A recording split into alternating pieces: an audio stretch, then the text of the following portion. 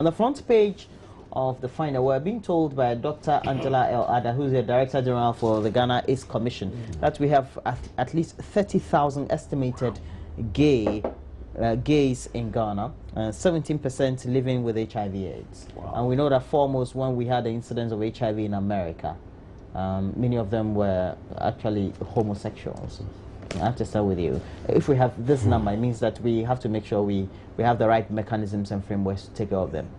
It's frightening that... what is frightening? Is it the number? The numbers, 30,000 gays in this country.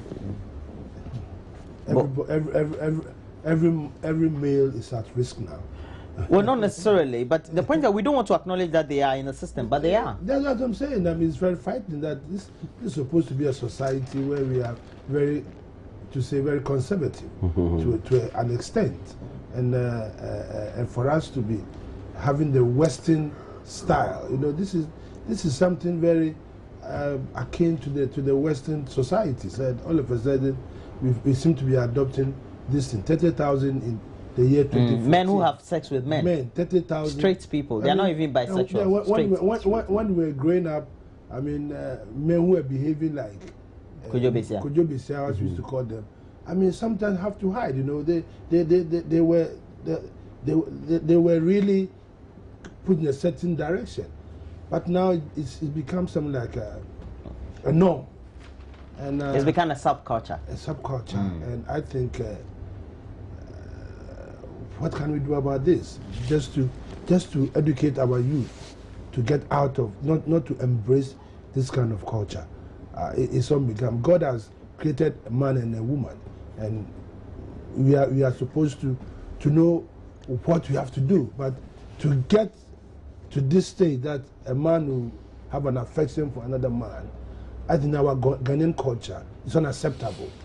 It may be unacceptable, but even you're a Muslim, even in Muslim dominated community, you have these incidents once in a while. So that's very repressive in those environments. But the point is, when you talk to some of them, they said that's their sexuality. They said some claim that they were born with it. So what do you do about it? You need to make provisions for them. Make sure you have departments in hospitals that will take care of them. It's a twist of the mind. Interestingly, in fact, I am hard put. You know what? I am hard put at accepting the phenomenon. Yeah. Because frankly speaking, it's disgusting. Highly disgusting. Well, it is disgusting. Yeah, because we have, even as we sit here, in the law books, unnatural carnal knowledge is an offense. But it's not explicit. It doesn't say. Unnatural carnal knowledge. But it doesn't say homosexuality. It's homosexuality. I mean, unnatural carnal knowledge. Basically, there is only one hole that is accepted. Completely. And so where it goes to anywhere, there's a difficulty. Okay. You see, and I want to say that I'm sad as a Ghanaian to see this and to have read this particular story, because frankly, we don't know how it's increasing. We don't know who are those involved. We don't know the communities. You see, we stand at risk as young ones. Honestly, it's terrible. And you know what? At this your age, nobody can persuade you. I saw something on the social media. As young as 16-year-old boys, 14-year-old boys were being used in some of these things. The reason why I asked not too long ago, we had a doctor in the news. Well, we don't understand. The reason why I'm asking this question, gentlemen, the reason I'm asking, and this is our last comment before we go. The reason why I'm asking this question is that as you are stakeholders, you are key public opinion people in our society. And so if we have 30,000, is it not time for us to acknowledge that these people are there, so we have to make provisions for them? Wow, no, we can't do this. I am a hardliner when it comes to this, and there's no way that we as a country should allow gayism and homosexuality to prevail. We can't do that. Our Christian values and Muslim values will be thrown out of board. It's nasty. We can't do it. It's unacceptable. We can't. There shouldn't be any law. No one should even attempt it. No. Well, that'll be it. Our discussions this morning. And Kamaldeen Abdullahi is the National Nasarawa Coordinator of the MPP. And thanks for joining me, Kamal. And Joseph Niade Koka is also the Chairman for NDC Greater Accra Region.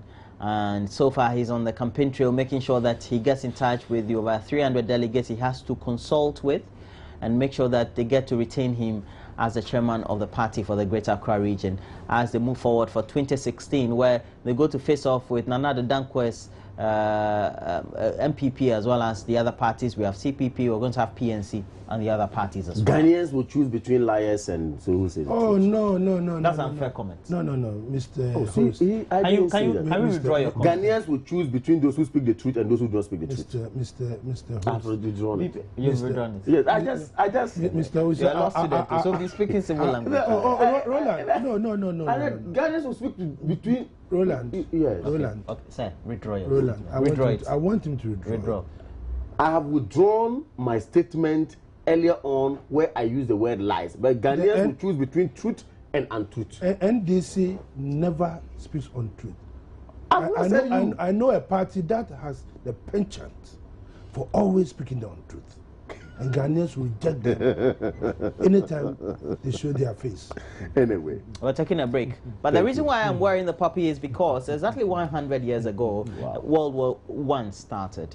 But more importantly, we had the Second World War, and following that, we've had our veterans from the war who have not been in some good plight as far as their livelihoods are concerned. And so just around town, you see some advertising activations that is appealing to you as a member of the public to also contribute meaningfully to the Veterans Association of Ghana, where they could have good places of abode and also live well as good humans who have contributed significantly to not only our fundamental development, but also consolidating the freedom and the rights as we tend to enjoy as Ghanaians. And so please make sure you look around town, you look for those activations, the advertising activations, and please, if you see numbers on those promos or the adverts or the erections, make sure you text or you call and make your contributions known. We'll be very much happy if you contribute towards a worthy cause. That's been it on AM Talk. We're taking a break. When we come back, we're talking a lot more football, the Confederation of African Football, Morocco, and thereof. What's happening about hosting the African Cup of Nations in January.